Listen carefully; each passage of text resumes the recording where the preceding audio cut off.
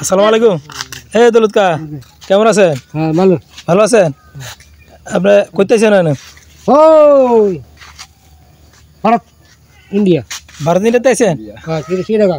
আরে কি কোন সিটাং তাইন গো ব্যাপার? মানে এই ভারত ভারত কলিকাতা। কলিকাতা গেছিলেন? হ্যাঁ ওখানে আছেন কই থেকে? ভারতে তো গেছি। আপনার নামটা কি? আমার নাম দৌলত মিয়া। দৌলত মিয়া। আপনার গ্রাম? গ্রাম রামধরামপুর। নন্দরামপুর। আপনার আব্বার নাম কি? আলকাখালী। তা আপনি দেশ বিদেশে ঘুরেন কারণ কি? আর আমি তো রুগু থেকে যাচ্ছি করতেছি রুগীধারী। ও রুগী জানেন কি চিকিৎসা করেন? ও অর্ধঙ্গা। অর্ধঙ্গা? হ্যাঁ। আপনি ওষুধ দিতে পারেন? মাজা ব্যথা। মাজা ব্যথা? হ্যাঁ। ওষুধ দিতে পারেন? হ্যাঁ। হ্যাঁ সত্যি ওষুধ দিতে পারেন? হ্যাঁ আবার দিঘা। আপনার কয়জন রুগী চিকিৎসা করছেন এই মতো?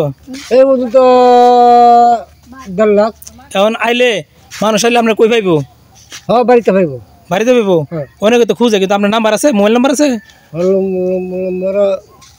জানা মতো নাই ওনা বাড়ি। ও মোবাইল নাম্বার নাই? তাইলে আপনার বাড়িতে খুঁজ দিব? হ্যাঁ বাড়িতে খুঁজ দিব। আপনার তাইলে মাজা ভাঙ্গা আর লোকি আড্ডি ভাঙ্গা যা আছে মানে ভাঙ্গা ভাঙ্গা মস্কার যে চিকিৎসা এগুলো আপনি করতে পারেন? আর মাথা ব্যথা চিকিৎসা করতে পারেন? হ্যাঁ চুল লাগা যায় এটা। ও মাথার চুল লাগা যায় এটি চিকিৎসা করতে পারেন না? চুল লাগা আর সুন্দর হয়েছে। তাহলে এখন যদি নন্দরামপুর জোর মসজিদে যাই তাহলে কি আপনার পাইবো? আবার দিঘা। হ্যাঁ হ্যাঁ এই জোর মসজিদে আপনার নাম করে লইব? হ্যাঁ। আপনার নাম কি কইতে হইব? দৌলত কবিরের বাড়ি কোনটা? দৌলত কবিরের বাড়ি কোনটা? দৌলত কিন্তু আরেকটা আছে। আগে থাক না আছে কবিরা। দৌলত কবিরের বাড়ি?